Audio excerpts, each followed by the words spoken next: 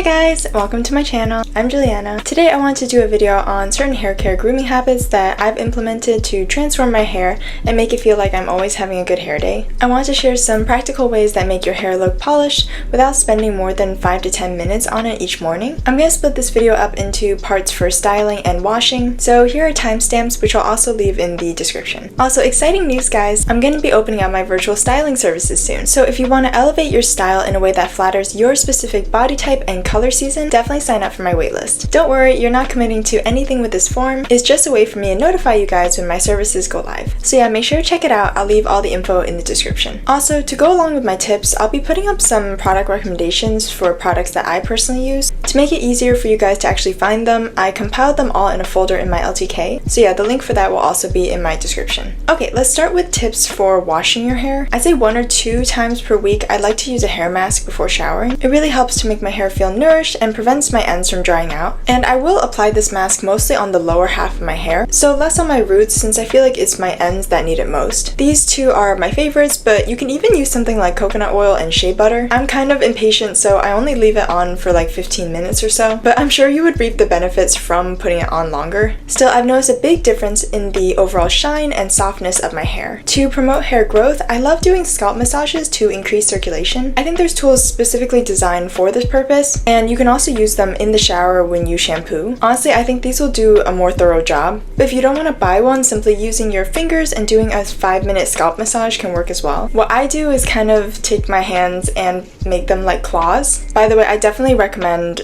those tools if you don't have nails. Then what I like to do is start at this front middle part and massage my way to the back. Once I'm done with the middle, I'll return to the front, but this time towards the sides, like near the temples, and then I'll go massage all the way back again. I'll do the same for the bottom part as well. And you don't have to do it like this, but sectioning it out kind of helps me mentally not skip a part of my scalp. Also, when you're washing your hair, make sure to kind of shampoo most of your roots and then condition mostly your ends. Now, this might not apply if you have really oily ends or really dry roots, but for normal hair, our roots are the part that tends to get most oily, so they don't need extra nourishment. And the opposite is also true for your ends. Another showering tip is to finish showering with cold water. Both your skin's pores and your hair follicles expand with heat, so by finishing your shower with cold water, they'll close up and be less susceptible to damage. I don't always have the mental fortitude to do a fully cold shower, but when I do, I definitely notice a reduction in frizz in my hair the next day. My next tip also relates to damage prevention. Once you get out of the shower, try swapping out your normal towel for a microfiber one. These are more gentle on the hair because they produce less friction than a standard towel, especially if you put your hair in a towel turban like me. When you still have damp hair, I definitely recommend using a hair serum or hair oil. Personally, since I have pretty fine hair, it can be tricky with the hair oil because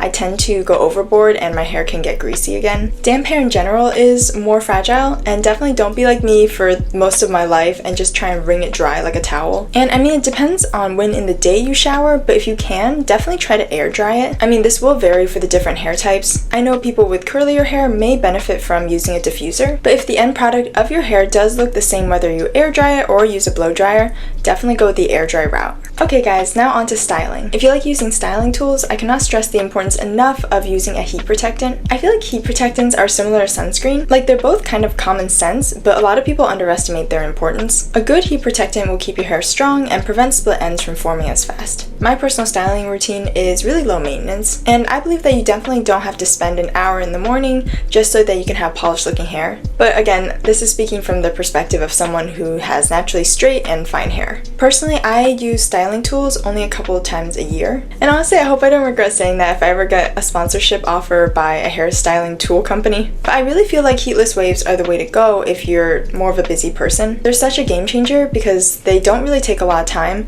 but they make it look like you spent a lot of time on your hair. And they're a lot faster because all you have to do is put them up at night and then they'll do all the work while you sleep. Now, there's a lot of different types of heatless wave styling tools, but personally, I just use bobby pins. I actually made a video with a step-by-step tutorial on how I do my bobby pin curls. So if you want a more in-depth explanation, definitely check out that video. I'll link it in my description. Keep in mind that the longevity of the curl will also depend on your hair type. As I mentioned, my hair is really fine, so it's pretty moldable. But if you do have sleeker hair, I'd suggest spritzing a little bit of water in it to dampen it before you put up the curls. And when you take the curls out, definitely use a little bit of light hairspray. So guys, for truly flawless hair, we have to think about the whole experience. Not only should we have hair that looks good, but our hair should also smell good. I used to spray perfume in my hair, but I found out later that that's actually not ideal, since the alcohol in the perfume can dry your hair out. So instead, what I've been using now is a hair mist. These will make your hair smell amazing as if you sprayed perfume in your hair, but they won't cause damage because they've been specifically designed for the hair. My next hair tip relates to something we all deal with, just in different ways, and it's how to have good hair when it's humid. If you truly want your hair to look good no matter what,